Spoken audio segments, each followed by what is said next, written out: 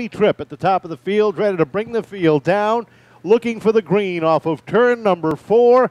30 laps for the Everett Auto Parts late models here on Cisco Boston Night. Green flag is underway, and the late models rock down into turn number 1. Side by side is Tripp and Newcomb down the backstretch. In contact there on the backstretch, and the accordion effect. Caution.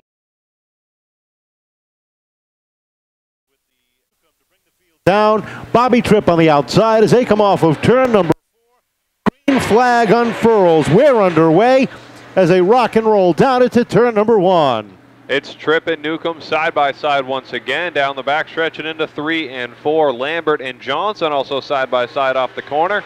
And Jerry D sits there in 5th, looking to that bottom lane to get going for 3rd. Side by side off of turn number 2. The 88 of Tripp, the 7 of Newcomb. Newcomb got a little bit crossed up, but able to keep the momentum. A dead heat at the stripe puts Tripp at the top of the leaderboard by 0.02 of a second.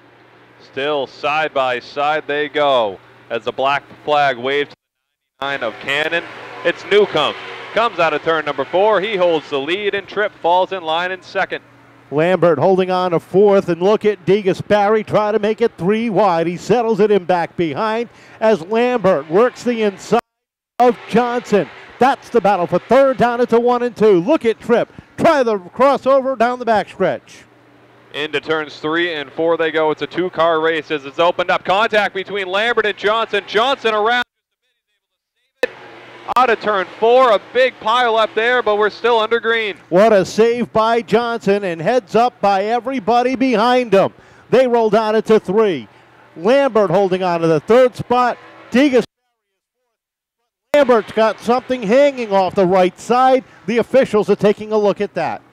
Jerry DeGasperi down on the rear bumper of Lambert. Lambert hopefully not slowed up too much by that damage to his car, but DeGasperi is looking to take advantage as he follows him down through 1 and 2. Off the second corner down into turn 3, a little bit deeper in the pack. Tommy Adams working himself up through as Tony Macrino slides up the racetrack. The field thunders by down to the inside.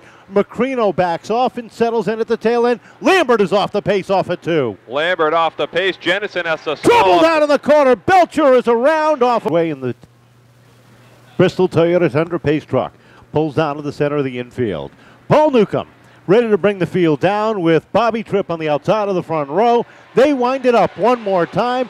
Down into turn number 1. Tripp with a good run down into the corner. We saw Tripp earlier run that outside lane. Newcomb eventually took the lead. We'll see if Tripp can make it any better this time around as he holds that outside lane. They're side by side after 1 lap. Virtual dead heat at the stripe as Tripp was able to edge him out and gets a good run down the backstretch. Newcomb trying to battle back down into turn number 3. They go side by side. Potter gets around. The 56 is involved. The 80. 3 and 4, but Tomasi hangs strong on that inside lane. Dan Johnson continues to work the top side down off of turn number 2.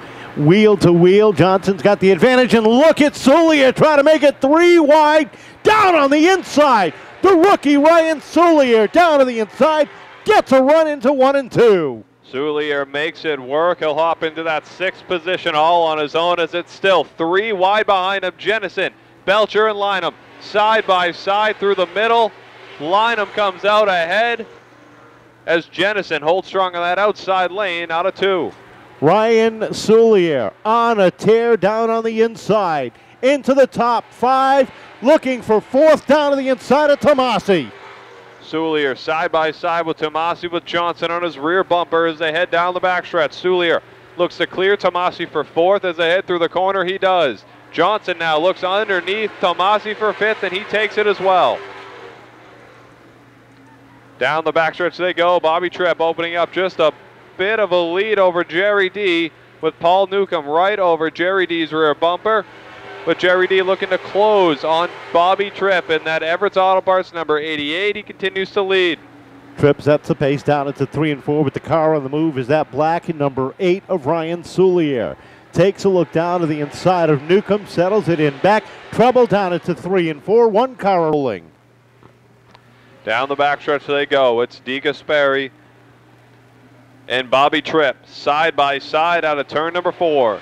Green flag in the air as they drag race down into 1 and 2. DeGasperi with a nice edge out of turn 4, but Tripp on the throttle down the backstretch. He'll take the lead, and now Newcomb side by side with Jerry D for second. Newcomb looking for some running room, takes away that second spot down into turn 3 and 4.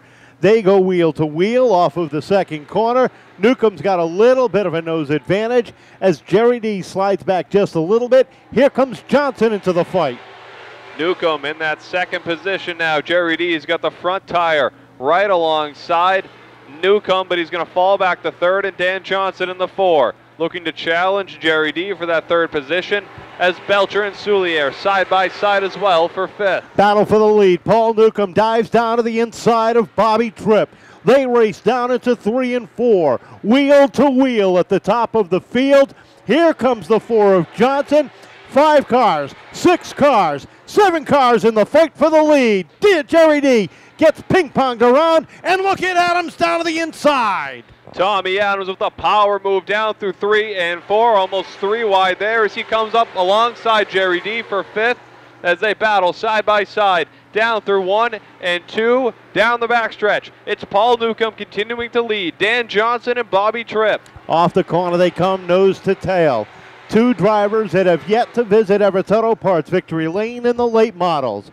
The 5th, the 7th of Paul Newcomb, the 4 of Dan Johnson. They race off of turn number 4, 6 laps to go. 6 to go, and Dan Johnson in the Propane Plus number 4 is right on the rear bumper of the 7 as Tommy Adams a little bit through the grass there. He's going to lose some speed, and here comes Chase Belcher down underneath him through 3 and 4. Bobby Tripp is slowing the pace up wicked bad as that car is pushing through the corners. He is holding on to the bottom. Adams looks to the outside off of turn number 2. Meanwhile, up top, the top 2 with 4 laps to go. Johnson down to the inside. Dan Johnson looks to make a run down on the inside of Newcomb. Newcomb gets a bit loose. They're side by side exiting turn number 2.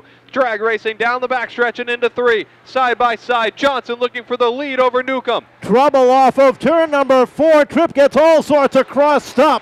Here comes Adams up on the outside. 3 laps to go. Johnson and Newcomb wheel to wheel in a breakaway as they come off of 4. Twin sticks are up in the air. They are drag racing, bumping and banging as Newcomb takes the lead.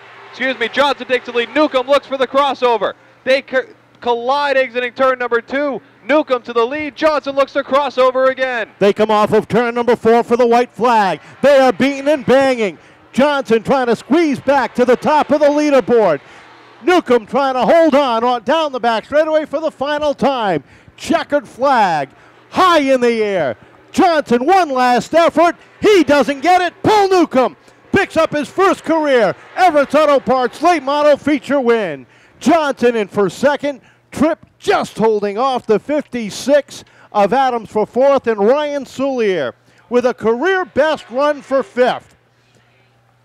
Well, ladies and gentlemen, great run tonight. Tell us about those last few laps.